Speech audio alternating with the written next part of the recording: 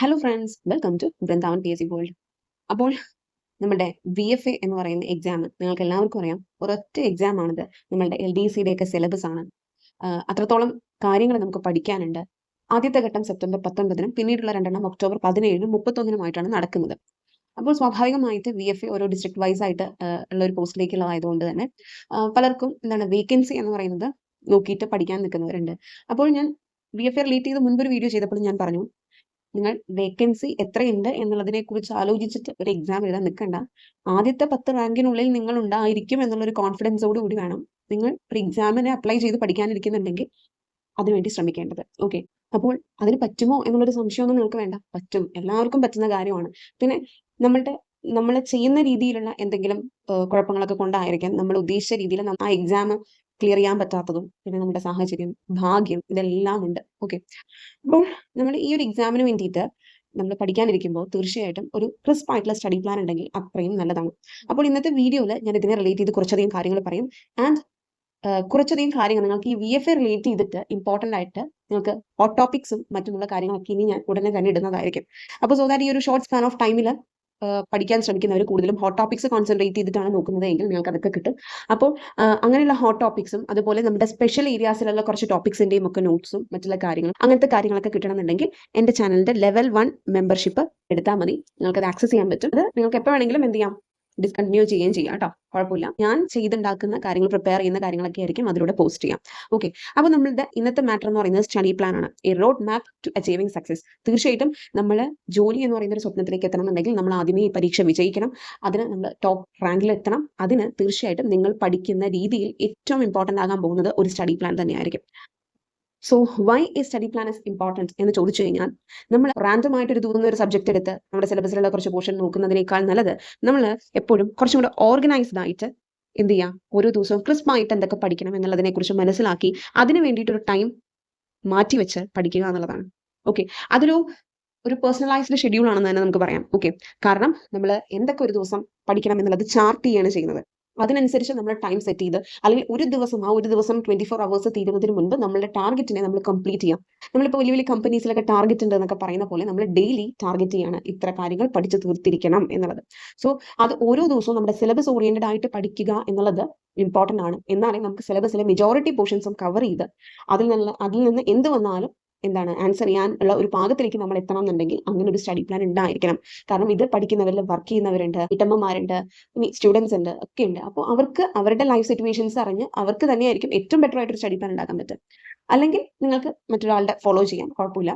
ആ ഫോളോ ചെയ്യുന്നത് നിങ്ങളുടെ കംഫർട്ട് സോണിനനുസരിച്ച് അതിനെ അറേഞ്ച് ചെയ്യുക എന്നുള്ളതാണ് ഏറ്റവും ഇമ്പോർട്ടൻറ്റ്. ഇപ്പോൾ VFA റിലേറ്റ് ചെയ്തിട്ട് ഞാൻ ഒരു SCRT class plus test series ഒക്കെ തുടങ്ങിയിട്ടുണ്ട്. അത് നിങ്ങൾക്കറിയാം, ഞാൻ ഓൾറെഡി സ്റ്റാർട്ട് ചെയ്തതാണത്. അതിൽ ഞാനൊരു ഡെയിലി സ്റ്റഡി പ്ലാൻ കൊടുക്കുന്നുണ്ട്, ഡെയിലി ടെസ്റ്റ് കൊടുക്കുന്നുണ്ട്.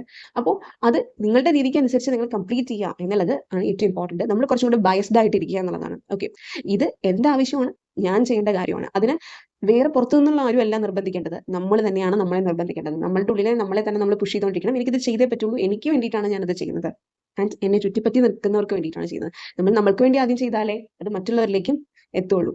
Okay, so first and foremost ഒരു ഷെഡ്യൂൾ തയ്യാറാക്കുക എന്നുള്ളതാണ്. So how to set a schedule എന്ന് പറയുന്നത്, മൺഡേ ടു ഫ്രൈഡേ നിങ്ങൾ എങ്ങനെ ഈ പറയുന്ന ഓരോ ദിവസവും ഏതൊക്കെ സബ്ജക്റ്റ് ഓരോ ദിവസവും എങ്ങനെയൊക്കെ കൊടുക്കും. നിങ്ങൾക്കറിയാം, VFAയുടെ സിലബസ് ഞാൻ ഓൾറെഡി കാണിച്ചു തന്നതാണ്. നമുക്ക് ഹിസ്റ്ററി തന്നെ വേൾഡ്, ഇന്ത്യൻ, കേരളയും കൂടാം. വേൾഡ്, ഇന്ത്യൻ, കേരള, അതുപോലെ constitution, science, physics, chemistry, biology, arts, sports, literature, IT, special topics like Kerala governance, important acts പോലത്തത്, maths, English, Malayalam, then CA, ഇതൊക്കെ ഉണ്ടെന്നറിയാലോ. ഇതിൽ ഓരോന്നിനും നിങ്ങൾ എങ്ങനെ ഓരോ ദിവസവും പഠിക്കണം എന്നുള്ളതാണ് ഞാൻ മെയിൻലി പറയാൻ ഉദ്ദേശിക്കുന്നത്. സോ നിങ്ങളുടെ സ്റ്റഡി പ്ലാൻ സ്വയം പ്രിപ്പയർ ചെയ്യുകയാണെങ്കിൽ, ഇപ്പോൾ ഒരു ചുരുങ്ങിയ സമയം എന്നുള്ളത്, ഇപ്പോൾ ഫസ്റ്റ് സ്റ്റേജ് എഴുതാൻ പോകുന്നവർക്ക് സമയം ഒരു പ്രശ്നമാണ്. അപ്പോൾ നിങ്ങൾ കൂടുതലും കോൺസെൻട്രേറ്റ് ചെയ്യേണ്ടത്, നിങ്ങൾക്ക് ഒബ്വിയസ്ലി നിങ്ങൾക്ക് കംഫർട്ടബിൾ ആയിട്ടുള്ള ഒരു സബ്ജക്റ്റ് ഉണ്ടായിരിക്കും. ഒരു ദിവസം നിങ്ങൾക്ക് പഠിക്കാൻ നിങ്ങൾക്ക് ഏറ്റവും എളുപ്പമായി തോന്നുന്ന, നിങ്ങൾക്ക് കുറച്ചും കൂടെ ഇൻട്രസ്റ്റ് തോന്നുന്ന ഒരു സബ്ജക്റ്റ് നിങ്ങൾ തീർച്ചയായിട്ടും പഠിക്കാൻ ഉൾപ്പെടുത്തണം. കാരണം അത് നിങ്ങളുടെ മൈൻഡിനെ ഒന്ന് ആ ഒരു പഠിത്തത്തിന്റെ ട്രാക്കിലോട്ട് എത്തിക്കാൻ വേണ്ടിയിട്ടാണ് പറയുന്നത്. മനസ്സിലായോ? അപ്പോൾ സിലബസ് വൈസ് നിങ്ങൾക്ക് കുറച്ചും കൂടെ കംഫർട്ടബിൾ ആയിട്ടുള്ള ഒരു സബ്ജക്റ്റിനെ നിങ്ങൾ പിക്ക് ചെയ്യണം. 2, നിങ്ങൾ ഡിഫിക്കൽട്ട് ആയിട്ടുള്ള ഒരു സബ്ജക്റ്റിനെയും പിക്ക് ചെയ്യണം. ഡിഫിക്കൽട്ട് ആണെന്ന് പറഞ്ഞ് അവസാന നിമിഷത്തേക്ക് മാറ്റി വെക്കുകയല്ല ചെയ്യേണ്ടത്. നിങ്ങൾക്ക് ഏറ്റവും വീക്കായിട്ട് നിങ്ങൾ നോക്കണം ഓരോ ദിവസവും. പതിയെ നിങ്ങൾക്കത് ഈസി ആക്കി എടുക്കാൻ പറ്റണം. അത് ഈസിയർ ആക്കാൻ വേണ്ടിയിട്ടാണ് ഞാൻ ഈ പറയുന്നത്. ഡിഫിക്കൽട്ട് സബ്ജക്റ്റിനെയും എടുക്കണം. ആദ്യം നമുക്ക് ബുദ്ധിമുട്ട് തോന്നും, പക്ഷെ ഞാൻ പറഞ്ഞല്ലോ നമ്മളുടെയാണ് ആവശ്യം. അതിൽ നമുക്ക് എളുപ്പത്തിൽ പഠിക്കാൻ പറ്റുന്ന കാര്യങ്ങളെ നിങ്ങൾ ഫോക്കസ് ചെയ്താൽ മതി. നിങ്ങൾക്ക് വളരെയധികം ബുദ്ധിമുട്ട് തോന്നുന്നു അല്ലെങ്കിൽ കുറേ കാര്യങ്ങൾ ഉണ്ടെന്ന് തോന്നുന്നു എന്നുള്ളതൊക്കെ എന്ത് ചെയ്യാൻ പറ്റണം, എലിമിനേറ്റ് ചെയ്യാൻ പറ്റണം.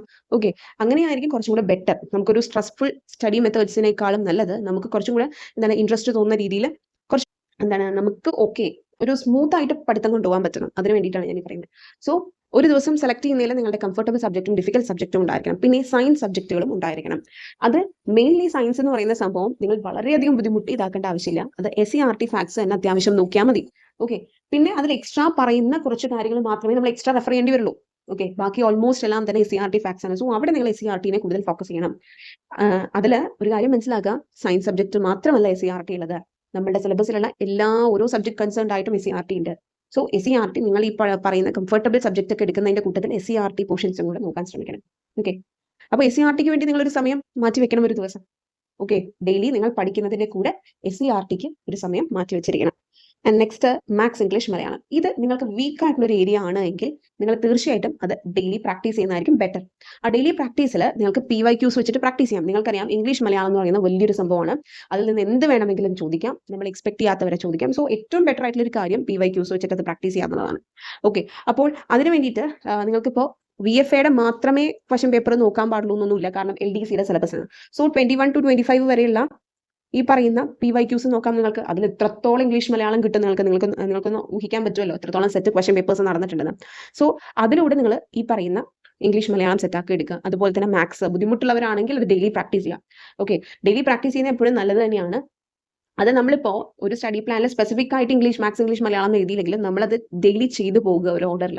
ഓക്കെ, അത് ഒബ്വിയസ് ആണ്. ഏതൊക്കെ എളുപ്പമുള്ള ഒരാളാണെങ്കിൽ ഇപ്പോൾ അതിനനുസരിച്ച് ഒരു ഡേ വിട്ടിട്ട് ചെയ്താലും കുഴപ്പമൊന്നുമില്ല, നിങ്ങൾ അതിൽ സെറ്റ് ആണ് എങ്കിൽ കേട്ടോ. അപ്പോൾ ഇതിന്റെ PYQ നിങ്ങൾക്ക് വേണമെന്നുണ്ടെങ്കിൽ LDC അടക്കമുള്ള VFAയുടെ ഒക്കെ ഉൾപ്പെടുത്തിയിട്ടുള്ള PYQയുടെ സെറ്റ് 21 to 25 വരെയുള്ളത് വേണമെന്നുണ്ടെങ്കിൽ എൻ്റെ ടെലിഗ്രാം ചാനലായ വൃന്ദാവൻ PSC വേൾഡിൽ ജോയിൻ ചെയ്തിട്ട് എനിക്ക് ഡയറക്റ്റ് മെസ്സേജ് ചെയ്താൽ മതി. ഓക്കെ, അതിന്റെ ഒരു PDF സെറ്റ് തന്നെ ഓരോ വർഷത്തെയും നമുക്ക് എന്ത് ചെയ്യാൻ പറ്റും, സെലക്ട് ചെയ്ത് പ്രാക്ടീസ് ചെയ്യാൻ പറ്റും. ഡിസ്ട്രിക്ട് വൈസ് ഒക്കെ ഉണ്ട് അതിൽ.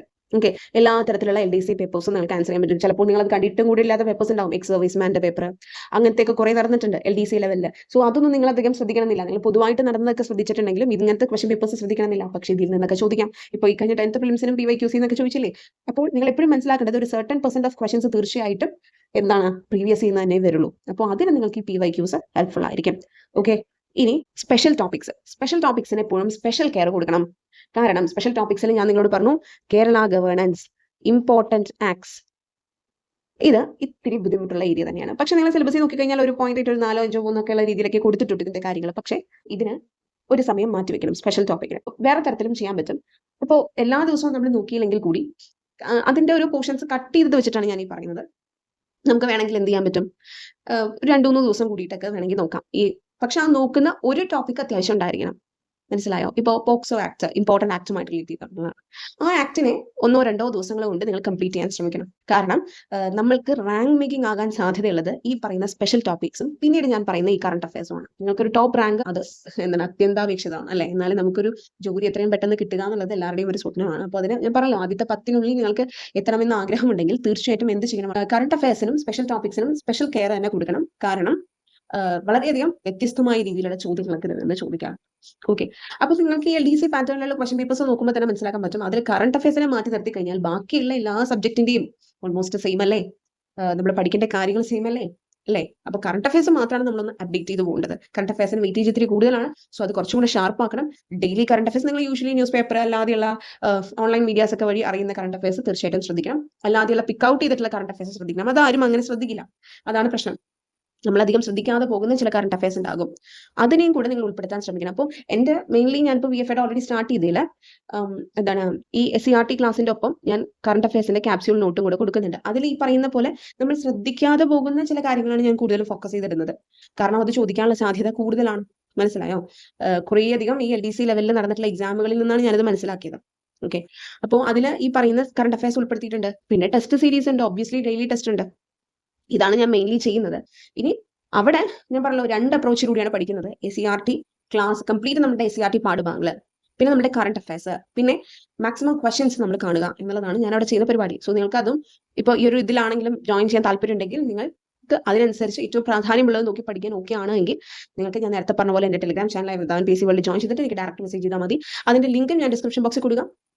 അപ്പോൾ ഇഫക്റ്റീവായിട്ട് സ്റ്റഡി ചെയ്യാന്നുള്ളത് ഏറ്റവും ഇമ്പോർട്ടൻ്റ് ആയിട്ടുള്ള കാര്യമാണ്. ഞാൻ പറഞ്ഞു നിങ്ങളൊരു ഷെഡ്യൂൾ ഒരു ദിവസം ഉണ്ടാക്കുമ്പോൾ കൂടുതലും ശ്രദ്ധിക്കേണ്ടത് എന്തൊക്കെ കാര്യങ്ങളാണെന്നാണ് നമ്മൾ നേരത്തെ കണ്ടത്. ഇനി എങ്ങനെയൊക്കെ ബെറ്റർ ആയിട്ട് പഠിക്കാം എന്നുള്ളതും ഒരു ചോദ്യമാണ്. നമുക്ക് ടൈം എന്ന് പറയുന്ന ഒരു പ്രശ്നമാണ്. സിലബസ് വാസ്റ്റ് ആണ്. ഒരു കാര്യം ഓർത്തേ, നമുക്ക് കുറേ സമയം കിട്ടിയാൽ നമുക്ക് ഏതൊരു കാര്യവും ചിലപ്പോൾ എന്താണ് അങ്ങനെ പോളിഷ് ചെയ്ത് സെറ്റ് ആക്കാൻ പറ്റും. പക്ഷെ നമ്മൾ നമ്മുടെ സ്കില്ല് കാണിക്കേണ്ടത്, നമ്മളുടെ ആ ഒരു എല്ലാ ഉള്ളിലുള്ള കഴിവിനെയും അൺലോക്ക് ചെയ്യേണ്ടത് ഇങ്ങനെയുള്ള സന്ദർഭങ്ങളിലാണ്. എന്താണ്, സമയം കുറവാണ് പക്ഷേ നമ്മുടെ ലക്ഷ്യം വലുതാണ്. അത് ആ ചുരുങ്ങിയ സമയത്തിനുള്ളിൽ നേടിയെടുക്കണം. അതാണ് നമ്മുടെ ടാസ്ക്. ആ ടാസ്ക് നേടിയെടുക്കാനാണ് നിങ്ങൾ ശ്രമിക്കേണ്ടത്. ഇത് ഗെയിമായിട്ട് നിങ്ങൾ കണക്കാക്കുകയാണെങ്കിൽ ആ ഗെയിമിൽ നിങ്ങൾക്ക് വിജയിക്കണം എന്നുണ്ടെങ്കിൽ ഇവിടെ ടൈം നിങ്ങൾക്ക് കുറവാണ്. അപ്പോൾ അതിനനുസരിച്ച് എന്തൊക്കെ നിങ്ങൾക്ക് പഠനത്തിൽ ഉൾക്കൊള്ളിക്കാൻ പറ്റും, അല്ലെങ്കിൽ എന്തൊക്കെ മാറ്റങ്ങൾ കൊണ്ടുവരാൻ പറ്റും എന്നുള്ളത് നിങ്ങൾ മനസ്സിലാക്കണം. അപ്പോൾ അതിൽ കുറച്ചും കൂടെ ബെറ്റർ ആയിട്ട് ചെയ്യാൻ പറ്റുന്ന മറ്റൊരു വഴി ഞാൻ പറയുന്നത്, നമുക്ക് സിലബസ് മൊത്തത്തിലെടുത്ത് ഓർഡറിൽ പഠിച്ചു വരാനാണെങ്കിൽ അതിന് കുറേയധികം സമയം എടുക്കും. ഇനി നമുക്ക് അങ്ങനെയും സെറ്റ് ചെയ്യാം. അല്ലാത്ത പക്ഷം നമ്മൾ ഹോട്ട് ടോപ്പിക്സിനെ ഫോക്കസ് ചെയ്യുക. ഞാൻ പറഞ്ഞു നിങ്ങൾക്ക് ഹോട്ട് ടോപ്പിക്സ് ഞാൻ ഓൾറെഡി എന്ത് ചെയ്യാം, ഞാൻ VFAക്ക് വേണ്ടിയിട്ടുള്ളത് തയ്യാറാക്കിയിടാം. ഓരോ സബ്ജക്റ്റിൽ നിന്നും ബേസിക്കലി നോക്കേണ്ട മെയിൻ ആയിട്ടുള്ള കാര്യങ്ങൾ അതിന്റെ PDF ഒക്കെ കിട്ടാൻ ഞാൻ പറഞ്ഞു എൻ്റെ ചാനലിന്റെ ലെവൽ 1 മെമ്പർഷിപ്പ് എടുത്താൽ മതി. ലെവൽ 1 മെമ്പർഷിപ്പ് എടുക്കാനുള്ള ലിങ്ക് ഞാൻ ഡിസ്ക്രിപ്ഷൻ ബോക്സിൽ കൊടുക്കാം. ഓക്കെ, അപ്പോൾ അങ്ങനെ ഹോട്ട് ടോപ്പിക്സ് ഓരോന്നിനെയും കോൺസെൻട്രേറ്റ് ചെയ്തിട്ട് നിങ്ങൾക്ക് എന്ത് ചെയ്യാം, ഞാൻ നേരത്തെ പറഞ്ഞ സ്റ്റഡി പ്ലാൻ സെറ്റ് ചെയ്യാം. അങ്ങനെ ഹോട്ട് ടോപ്പിക്സുകളെ ആദ്യം കംപ്ലീറ്റ് ചെയ്യാം. റിമൈനിങ് ടൈം ബാക്കിയുള്ള ഏരിയാസ് നോക്കുക. അങ്ങനെ നിങ്ങൾക്ക് എന്ത് ചെയ്യാൻ പറ്റും, നിങ്ങൾക്കൊരു സാറ്റിസ്ഫാക്ഷൻ വരണം എക്സാമിന് മുൻപ്, അല്ലെ, ഒരു കോൺഫിഡൻസ് കിട്ടണം, എന്നെ കൊണ്ട് പറ്റും, ഞാൻ ചെയ്തിട്ടുണ്ട്, വർക്ക് ചെയ്തിട്ടുണ്ട് എന്നുള്ളത് തോന്നണം. അതിന് വേണ്ടിയിട്ടാണ് ഞാൻ പറഞ്ഞത് ഹോട്ട് ടോപ്പിക്സ് ഫോക്കസ് ചെയ്ത് പഠിക്കുക. പിന്നെ ഡെയിലി റിവൈസ് ചെയ്യുക. നിങ്ങൾ ഒരു ദിവസം എന്തൊക്കെ നിങ്ങളുടെ ഒരു സ്റ്റഡി പ്ലാനിൽ വെച്ച് പഠിക്കുന്നു അന്ന് പഠിച്ച കംപ്ലീറ്റ് കാര്യങ്ങളെ രാത്രി നിങ്ങൾ റിവൈസ് ചെയ്യുക. റിവൈസ് ചെയ്തിട്ട് കിടക്കുക. ഓക്കെ, അപ്പോൾ തീർച്ചയായിട്ടും നിങ്ങളുടെ മെമ്മറി ഒന്നുകൂടി ബൂസ്റ്റ് ചെയ്യാനാണ് ഞാനത് പറയുന്നത്. നമ്മൾ എത്ര കാര്യങ്ങൾ ഓരോ ദിവസം പഠിച്ചു എന്ന് പറഞ്ഞാലും നമ്മുടെ മെമ്മറിയിൽ നിന്ന് അത് ഇത്ര ശതമാനം വെച്ച് പോയിക്കൊണ്ടിരിക്കും. ഓക്കെ, അത് ഓൾറെഡി പറഞ്ഞിട്ടുള്ളൊരു കാര്യമാണ്. അപ്പോൾ അതിനെ നമുക്ക് എങ്ങനെ ഒന്ന് ഷാർപ്പാക്കാൻ പറ്റും എന്നുള്ളതാണ് ചിന്തിക്കേണ്ടത്. അതിന് ഏറ്റവും നല്ലത് ഡെയിലി പഠിക്കുന്നതിനെ ഡെയിലി റിവൈസ് ചെയ്യുക എന്നുള്ളതാണ്. ഓക്കെ, ആ ഡെയിലി റിവിഷൻ നിങ്ങൾക്ക് ഡെയിലി മോക്ക് ടെസ്റ്റിലൂടെ ചെയ്യാം. അപ്പോൾ ഞാൻ അതാണ് ചെയ്യാൻ മെയിൻലി ഉദ്ദേശിക്കുന്നത്. ഒരു സ്റ്റഡി പ്ലാൻ കൊടുക്കുന്നുണ്ട് ഞാൻ, അതിനനുസരിച്ച് ഞാൻ ഡെയിലി ടെസ്റ്റ് പ്രാക്ടീസ് ചെയ്യാൻ പറയുമ്പോൾ ആ പ്രാക്ടീസ് സെഷന് മുൻപ് നിങ്ങൾ എല്ലാം കവർ ചെയ്തിരിക്കണം അന്ന് പഠിക്കാൻ പറഞ്ഞത്. അപ്പോൾ പഠിക്കുക എന്നുള്ളത് ചിലപ്പോൾ നമുക്ക് എന്താണ്, നമ്മളിങ്ങനെ കാണാപ്പാടം പഠിക്കുന്ന പോലെ അല്ല പഠിക്കേണ്ടത്. നമ്മൾ ഒരു തവണ വായിക്കുമ്പോൾ കുറച്ച് കാര്യങ്ങൾ നമ്മുടെ മനസ്സിലേക്ക് വരും. രണ്ടാമതൊന്നും കൂടെ വായിക്കുമ്പോൾ കുറച്ച് കാര്യങ്ങൾ നമ്മുടെ മനസ്സിലേക്ക് വരും. പിന്നെ നിങ്ങൾ ഒരു ചോദ്യം കാണുമ്പോൾ ഓട്ടോമാറ്റിക് ആയിട്ട് നിങ്ങളുടെ മനസ്സിലേക്ക് എത്തിക്കോളൂ അത്. മനസ്സിലായോ? അപ്പോൾ നിങ്ങൾ കംപ്ലീറ്റ് ഞാനൊരു കാര്യം എന്റെ കംപ്ലീറ്റ് എന്റെ മനസ്സിൽ പതിഞ്ഞിട്ട് ഞാൻ അടുത്തേക്ക് പോകുള്ളൂ എന്ന് പറഞ്ഞാൽ ചിലപ്പോൾ തീരില്ല പലതും. നമുക്ക് എത്തിച്ചേരാൻ പറ്റില്ല, കാരണം ടൈം ഇല്ല നമുക്ക്. അപ്പോൾ ഈ ഷോർട്ട് ടൈമിൽ നമുക്ക് എന്ത് ചെയ്യാൻ പറ്റും എന്നുള്ളതാണ് നമ്മൾ കൂടുതലും ശ്രദ്ധിക്കേണ്ടത്. അതിന് ഡെയിലി മോക്ക് ടെസ്റ്റ് ചെയ്തുകൊണ്ടേയിരിക്കാം. എൻ്റെ സാറ് പറഞ്ഞൊരു കാര്യമാണ്, നിങ്ങൾ എത്ര വാസ്റ്റ് ആയിട്ട് കാര്യങ്ങൾ അറിഞ്ഞിട്ടുണ്ട്, പഠിച്ചിട്ടുണ്ട് എന്നുള്ളത് പറഞ്ഞിട്ടും കാര്യമില്ല. നിങ്ങളുടെ അറിവ് എത്രത്തോളം ഉണ്ടെന്ന് മനസ്സിലാക്കാൻ പറ്റണം എന്നുണ്ടെങ്കിൽ നിങ്ങൾ ഒരു ചോദ്യത്തെ അഭിമുഖീകരിക്കണം. ഒരു ചോദ്യം വന്നു കഴിഞ്ഞാൽ നിങ്ങൾ എങ്ങനെ ആൻസർ ചെയ്യും എന്നുള്ളത് അറിയണം. അപ്പോൾ മാക്സിമം ക്വസ്റ്റ്യൻസ് പ്രാക്ടീസ് ചെയ്യാം. അപ്പോൾ ഈ ഷോർട്ട് സ്പാൻ ഓഫ് ടൈമിലേക്കാണെങ്കിൽ നിങ്ങൾ ഡെയിലി പ്രാക്ടീസ് ചെയ്തുകൊണ്ടിരിക്കുക. അല്ലാതെ ആഴ്ച അങ്ങനെ ഓരോ ആഴ്ചയിൽ എന്ന് പറയുമ്പോൾ നമുക്ക് അതിനുള്ള സമയമില്ല. മനസ്സിലായി? ഇപ്പോൾ ഫസ്റ്റ് സ്റ്റേജ് എഴുതുന്നവർക്ക് അതിനുള്ള സമയമില്ല. ബാക്കിയുള്ള സ്റ്റേജിൽ എഴുതുന്നവർക്ക് അത്യാവശ്യം ഉണ്ട്, കുഴപ്പമില്ല. എന്നാലും ഈ ഷോർട്ട് സ്പാൻ ഓഫ് ടൈമിലേക്കാണെങ്കിൽ മാക്സിമം ക്വസ്റ്റൻസ് നിങ്ങൾ പ്രാക്ടീസ് ചെയ്യുക. സിലബസ് ഓൾ ടുഗദർ കവർ ചെയ്യുന്ന രീതിയിൽ തന്നെ. അത് ചിലപ്പോൾ ഇപ്പോൾ ഞാൻ ചെയ്യുന്നതിൽ ഡെയിലി ടെസ്റ്റിൽ അങ്ങനെയാണ് ചെയ്യുന്നത്, ഓരോ ഏരിയാസ് വെച്ചിട്ടാണ്. സോ ആ ഓരോ ഏരിയാസും കവർ ചെയ്ത് പോകുന്ന രീതിയിലാണ്. അല്ലെങ്കിൽ മൊത്തത്തിലൊരു മോക്ക് ടെസ്റ്റ് എന്ന് പറയുമ്പോൾ 100 മാർക്കിനുള്ള എല്ലാം കൂടി ഒരുമിച്ച് കാണുമ്പോൾ നമ്മുടെ മൈൻഡിൽ കൃത്യമായിട്ട് അതെല്ലാം സ്റ്റാമ്പ് ചെയ്ത് കിട്ടണം എന്നില്ല. അതിനാണ് ഞാൻ ഷോർട്ട് ഏരിയാസ് ആദ്യമേ പറഞ്ഞ് ഓരോന്ന് ഏരിയാസ് കവർ ചെയ്ത് ഒരു ഓർഡറിൽ പോകുന്നത്. മനസ്സിലായോ? സോ ഇതൊക്കെ ഇഫക്റ്റീവ് ആയിട്ടുള്ള സ്റ്റഡി ടെക്നിക്സ് ആണ്. ഇത് അക്കോർഡിംഗ് ടു മീ. ഓക്കെ, എന്നെ സംബന്ധിച്ചിടത്തോളം ഞാൻ പറയുന്ന കാര്യങ്ങളാണ്, എൻ്റെ പെർസ്പെക്റ്റീവിൽ നിന്നുകൊണ്ട് ഞാൻ പറയുന്നതാണ്. നിങ്ങൾക്ക് നിങ്ങളുടേതായ അഭിപ്രായങ്ങൾ ഉണ്ടായിരിക്കും. ദെൻ PYQ പ്രാക്ടീസ് വളരെ ഇമ്പോർട്ടൻ്റ് ആണ്. ഞാൻ നിങ്ങളോട് ഓൾറെഡി പറഞ്ഞു PYQ പ്രാക്ടീസിന്റെ ഇമ്പോർട്ടൻസ് എത്രത്തോളം ഉണ്ടെന്ന്. അത് ഞാൻ പറഞ്ഞല്ലോ, എല്ലാ ലെവൽ ഓഫ് LDC ലെവലിൽ നടന്ന എക്സാം പേപ്പേഴ്സ് നിങ്ങൾക്ക് അറ്റൻഡ് ചെയ്യാൻ പറ്റി കഴിഞ്ഞ് കഴിഞ്ഞാൽ മാക്സിമം കാര്യങ്ങൾ തീർച്ചയായിട്ടും നിങ്ങൾക്ക് ഓക്കെ ആകും. ഓക്കെ, നിങ്ങൾക്ക് 70 മുകളിലൊക്കെ സ്കോർ ചെയ്യാൻ പറ്റും. പിന്നെ വീക്ക്ലി റിവിഷൻ ചെയ്യാൻ നിങ്ങൾക്ക് ഒരാഴ്ചയിൽ പഠിച്ചത് അത് വേണമെങ്കിൽ ഒരു ഓപ്ഷണൽ ആണ്. നിങ്ങൾക്ക് ഡെയിലി തന്നെ ഓക്കെ ആണ് എങ്കിൽ കുഴപ്പമില്ല. വീക്ക്ലി നിങ്ങൾക്ക് പ്രാക്ടീസ് സെഷനിലോട്ട് പോകാം. കൂടുതലും ക്വസ്റ്റൻസ് PYQ മൊത്തത്തിൽ ഒരു 100 മാർക്കിന്റെ ഒക്കെ ചെയ്തു പോകാം. പിന്നെ റിലാക്സിങ് മെത്തേഡ്സും ഇമ്പോർട്ടൻ്റ് ആണ്. നമ്മൾ ഒരു ദിവസം ഇത്രയൊക്കെ കാര്യങ്ങൾ ചെയ്യുമ്പോൾ നമ്മുടെ മൈൻഡിനെ കുറച്ച് കൂളാക്കുന്ന കാര്യങ്ങൾ ചെയ്യണം. കാരണം പഠിക്കുക എന്ന് പറയുന്നത് നമ്മുടെ ബ്രെയിൻ ചൂടാകുന്ന കുറച്ച് കാര്യങ്ങളാണ്. അപ്പോൾ തീർച്ചയായിട്ടും നമ്മുടെ റിലാക്സിങ് മെത്തേഡ്സിലും നമ്മൾ കോൺസെൻട്രേറ്റ് ചെയ്യണം. നമുക്ക് ഒരു പാട്ട് കേൾക്കുന്നതാണ്, ഒരു കാഴ്ച കാണുന്നതാണ് നമ്മുടെ ഇഷ്ടമെങ്കിൽ അതിനെയും നമ്മൾ പ്രിഫറൻസ് കൊടുക്കും. ആൻഡ് നിങ്ങൾ നിങ്ങളുടെ പ്രോഗ്രസ് കൂടെ ട്രാക്ക് ചെയ്യണം. അതിന് ഏറ്റവും ബെറ്റർ ഞാൻ പറഞ്ഞ പോലെ ക്വസ്റ്റ്യൻസ് പ്രാക്ടീസ് ചെയ്ത് നോക്കുക എന്നുള്ളതാണ്. PYQ ഒക്കെ ചെയ്യുമ്പോൾ 100 മാർക്കിൽ നിങ്ങൾക്ക് എത്ര കിട്ടുന്നുണ്ട്, നെഗറ്റീവ്സ് ഒക്കെ കഴിച്ച് എന്നുള്ളത് നോക്കണം. ഇത് ഓരോ ആഴ്ചയിലും നിങ്ങൾ ഒരു PYQ വെച്ച് പ്രാക്ടീസ് ചെയ്ത് നോക്കിയേ നിങ്ങൾ പഠിക്കുന്നതിനനുസരിച്ച് നിങ്ങൾക്ക് ഇത് കയറി വരും. ഓക്കെ, നിങ്ങൾക്ക് തന്നെ നിങ്ങളുടെ ആ ഒരു എന്താണ് ഗ്രോത്ത് എത്രയുണ്ടെന്നൊക്കെ മനസ്സിലാക്കാൻ പറ്റും. എന്നിട്ട് പാച്ചപ്പ് ചെയ്ത് പോകാനും പറ്റും. ഓക്കെ, ആൻഡ് ഓവർകമ്മിങ് ചലഞ്ചസ് എന്ന് പറയുന്നത് വളരെ ഇമ്പോർട്ടൻ്റ് ആണ്. ഓക്കെ, നമ്മൾ ഓരോ ഇതിലും പഠിച്ച് നമുക്ക് നമ്മൾ ക്ലിയർ ആയിട്ടുള്ള ഗോൾസ് ഉണ്ട്. നമുക്ക് ഓരോ ദിവസം എന്ത് പഠിക്കണം, അതിനെ ചെറിയ ചെറിയ ടാസ്ക് ആക്കിയിട്ടാണ്. ഇപ്പൊ ഞാൻ എൻ്റെ ക്ലാസ്സിൽ അങ്ങനെയാണ് കൊടുക്കുന്നത്. CRT ആണെങ്കിലും മറ്റേതാണെങ്കിലും ഓരോരോ ചെറിയ ചെറിയ ഇതായിട്ടാണ് കൊടുക്കുന്നത്. ഓക്കെ, ആൻഡ് നമ്മൾ ഓരോ പ്രാവശ്യം വീക്കിലി ഇങ്ങനെയുള്ള PYQs ഒക്കെ അറ്റംപ്റ്റ് ചെയ്യുമ്പോൾ നമുക്ക് എന്താ സംഭവിക്കുന്നത്, നമ്മുടെ ആ ഒരു ഗ്രോത്ത് നമുക്ക് മനസ്സിലാക്കാൻ പറ്റുന്നത്. നമുക്കൊരു കോൺഫിഡൻസ് കിട്ടും. മാർക്സ് ഒക്കെ ഇമ്പ്രൂവ് ആകുമ്പോൾ എന്നെ കൊണ്ട് പറ്റും, എനിക്ക് പറ്റുന്ന കാര്യമാണ്. പഠിച്ചിട്ട് നമ്മളൊരു കാര്യം ചെയ്യുന്നതും പഠിക്കാതെ റാൻഡം ആയിട്ട് പോയി ഒരു പരീക്ഷ എഴുതുന്നതും തമ്മിൽ വലിയൊരു വ്യത്യാസമുണ്ട്. സോ പഠിച്ചിട്ട് ചെയ്യുമ്പോൾ നമുക്ക് ആ ഒരു കോൺഫിഡൻസ് നല്ലവണ്ണം കിട്ടും. ഓക്കെ, പിന്നെ നമ്മുടെ പീസ് ഓഫ് മൈൻഡ് ഞാൻ പറഞ്ഞു. നമ്മുടെ ഫിസിക്കൽ ആൻഡ് മെന്റൽ വെൽബീയിങ് എന്ന് പറയുന്നത് വളരെ ഇമ്പോർട്ടൻ്റ് ആണ്. ഇത് രണ്ടും ഉണ്ടെങ്കിലേ കാര്യമുള്ളൂ. അതിൽ മെന്റൽ ഹെൽത്ത് എന്ന് പറയുന്നത് വളരെ ഇമ്പോർട്ടൻ്റ് ആണ്. അത് നമ്മൾ എന്ത് കാര്യം ചെയ്യുമ്പോഴും കുറച്ചും കൂടെ ഇൻട്രസ്റ്റോട് കൂടി ചെയ്യാം. ആ ഇൻട്രസ്റ്റോട് കൂടി ചെയ്യും, നമുക്ക് വേണ്ടിയിട്ടാണ് ചെയ്യുന്നത് എന്നുള്ള ബോധ്യത്തിൽ ചെയ്യുക. ഒപ്പം നമ്മളുടെ മനസ്സിന്റെ ആ റിലാക്സേഷന് വേണ്ടിയിട്ടുള്ള കാര്യങ്ങളും കൂടെ കണ്ടെത്തണം. ഓക്കെ, അതിനും ഒരു സമയം ഓരോ ദിവസവും നമ്മൾ മാറ്റിവെക്കണം. അല്ലാത്ത പക്ഷം ഒരു കാര്യമില്ല. ഓക്കെ, മൈൻഡ് ഹെൽത്തി ആകുമ്പോൾ ഓട്ടോമാറ്റിക്കലി ബോഡിയും ഹെൽത്തി ആകും. ഓക്കെ, സോ ഇത്രയും എൻ്റെ ടിപ്സ് ആണ്. നിങ്ങൾക്ക് ഒബ്വിയസ്ലി 70 above സ്കോർ ചെയ്യാൻ പറ്റും. അതിനുള്ള സ്കിൽസ് നിങ്ങൾക്ക് എല്ലാവർക്കും ഉണ്ട്. പക്ഷേ അത് നമ്മൾ യഥാസമയം അൺലോക്ക് ചെയ്യുക എന്നുള്ളതാണ് ഏറ്റവും ഇമ്പോർട്ടൻ്റ് ആയിട്ടുള്ള കാര്യം. സോ നമ്മൾ ആ ഒരു റാങ്ക് ലിസ്റ്റിൽ ഏറ്റവും ടോപ്പ് ആയിരിക്കും നിങ്ങൾ എന്നുള്ളത് ഞാൻ ഹോപ്പ്ഫുള്ളി ആഗ്രഹിക്കുന്നു. ത്രൂ ഔട്ട് നമുക്ക് VFAക്ക് വേണ്ടിയിട്ട് എങ്ങനെ പഠിക്കാം, അല്ലെങ്കിൽ VFA എന്ന് പറയുന്ന ഒരു എക്സാമിന് വേണ്ടിയിട്ടുള്ള നമ്മളെ കൊണ്ടാവുന്ന എല്ലാ കാര്യങ്ങളും നമ്മൾ ചെയ്യാൻ ശ്രമിക്കണം. നമ്മുടെ 100% എഫേർട്ട് ആയിരിക്കണം നമ്മൾ ഇതിന് വേണ്ടി ഇട്ട് കൊടുക്കേണ്ടത്. അതിന് വേണ്ടിയിട്ടുള്ള കുറച്ച് ടിപ്സും കാര്യങ്ങളും ഒരു സ്റ്റഡി പ്ലാൻ ഉണ്ടാക്കുമ്പോൾ ശ്രദ്ധിക്കേണ്ട കാര്യങ്ങളൊക്കെയാണ് ഞാൻ ഇന്നത്തെ വീഡിയോയിൽ പറഞ്ഞത്. ആൻഡ് ഇനി വരുന്നതിൽ ഒബ്വിയസ്ലി ഹോട്ട് ടോപ്പിക്സ് റിലേറ്റഡ് ആയിട്ടുള്ള കാര്യങ്ങളും മറ്റ് ഇമ്പോർട്ടൻ്റ് ആയിട്ടുള്ള കുട്ടി VFAക്ക് പഠിക്കാൻ പറ്റുന്ന ഇത്രയും വാസ്റ്റ് സിലബസിനെ കുറച്ചും കൂടെ കട്ട് ഷോർട്ട് ചെയ്തിട്ടുള്ള ഇമ്പോർട്ടൻ്റ് ആയിട്ടുള്ള നോട്ട്സുകളൊക്കെ പ്രിപ്പയർ ചെയ്ത് ഞാൻ ഉടനെ വരുന്നതായിരിക്കും അടുത്ത വീഡിയോസുകളിലൊക്കെ ആയിട്ട്. സോ എൻ്റെ ചാനൽ ആദ്യമായിട്ടാണ് കാണുന്നതെങ്കിൽ തീർച്ചയായിട്ടും സബ്സ്ക്രൈബ് ചെയ്യാൻ മറക്കരുത്. ആൻഡ് വീഡിയോ ഇഷ്ടപ്പെട്ടാൽ ലൈക്ക് ചെയ്യാനും ഷെയർ ചെയ്യാനും മറക്കരുത്. നമുക്ക് നെക്സ്റ്റ് വീഡിയോയിൽ കാണാം. Thank you for watching.